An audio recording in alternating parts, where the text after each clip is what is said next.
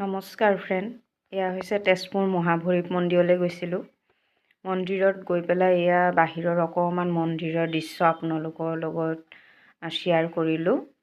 মহাভৈৰৱ মন্দিৰ বুলি ক'লে সকলোৱে চিনি পায়, সকলো হয়তো গৈছে। কোন কোন গৈছে কমেণ্টত জনাব কিন্তু দেই।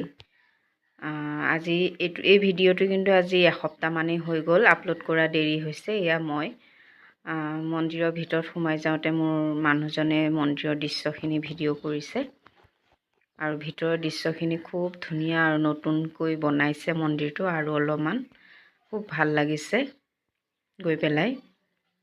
আৰু আমি গৈছিলোঁ, প্ৰথমতে 3জনেই গৈছিলোঁ। গৈ পেলাই মই সেয়া পূজা চাকি বন্তিৰ কাৰণে যোগাৰ কিনি লৈছোঁ। কিনি লৈ পেলাই ভিতৰলৈ গ'লোঁ। গৈ পেলাই গম পালোঁ যে পূজা মানে চাকি বন্তি বাহিৰতহে জ্বলাব লাগিব।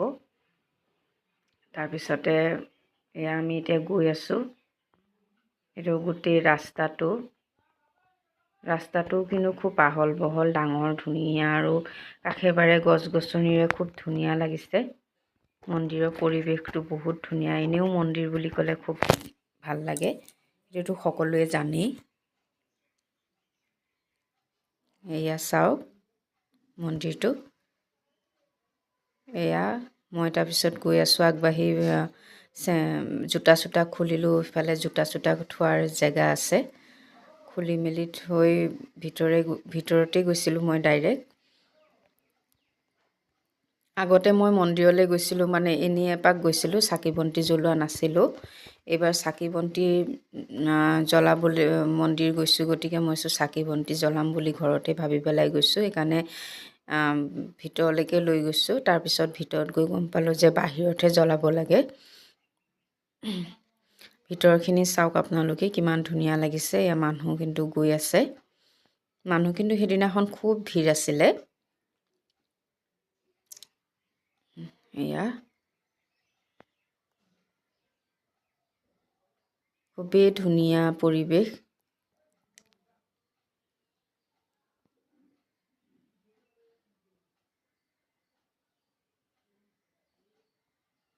ভিৰ দেখিছেনে, কিমান ভিৰ, মানুহবিলাক বহুত মানুহ হৈছিলে সেইদিনাখন। আৰু আমিতো যাওঁতে 11:30মানেই বাজিলে, তেতিয়াই কিমান ভিৰ। তাৰপিছততো আমি ওলোৱাৰ পিছত দেখিছোঁ আৰু কিমান ভিৰ আছিলে। ভিডিঅ'টো দিয়া দেৰি হ'ল, কাৰণ মই ঘৰলৈ গৈছিলোঁ, তেজপুৰত গৈছিলোঁ। গৈ পেলাই কেইদিনমান থাকিলোঁ তাতে। ভিডিঅ' মানে কেইবাখন ঘৰো আছে। অ'ত ত'ত ফুৰোতে ভিডিঅ'বিলাক এডিটিং কৰি দিওঁতে মানে দেৰিয়ে হৈ যায়।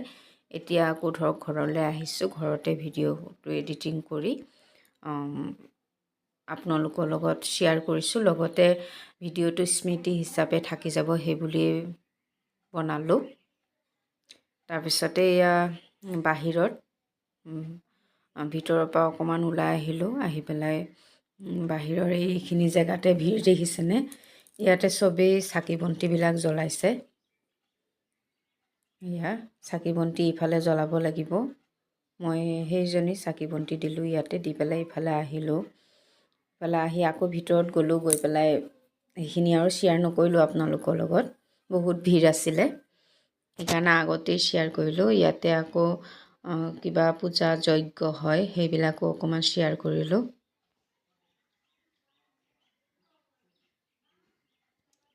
সেয়া ভিতৰৰ পৰিৱেশটো এনেকুৱা।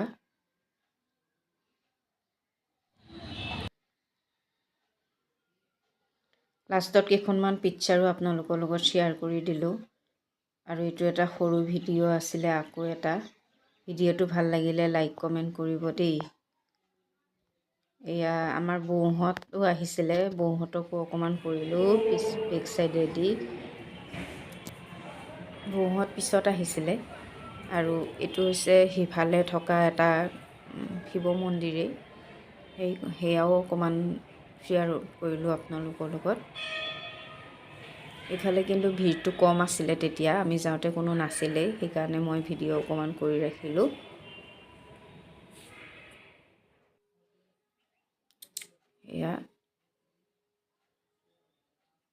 এয়া আকৌ গণেশ মন্দিৰত মহাভৈৰৱৰ পৰা ওলাই এইফালে গণেশ মন্দিৰো গৈছিলোঁ। অকণমান ভিতৰৰ ক্লিপ ৰাখিলোঁ, আচলতে লৰালৰি হ'ল, খুব ধুনীয়াকৈ ভিডিঅ' কৰিব নোৱাৰিলোঁ।